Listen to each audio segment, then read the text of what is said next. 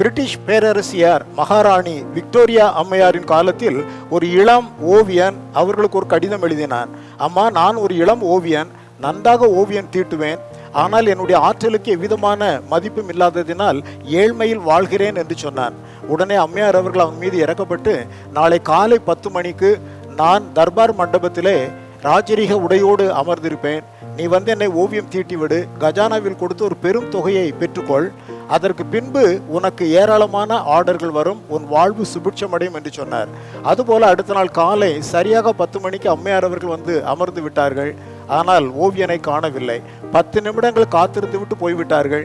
இவன் 15 நிமிடங்கள் கழித்து வந்தான். என்ன பிரயோஜனம்? தன் வாழ்நாளில் கிடைக்கப்பெற வேண்டிய மிகப்பெரிய அனுகூலத்தை அவன் இழந்து வறுமையிலேயே வாழ்ந்தான். இதுபோலதான் 2000 ஆண்டுகளுக்கு முன்பு உன்னதமான தேவன் மனிதனை தேடி வந்து தமது ரட்சிப்பை கொடுத்தார்.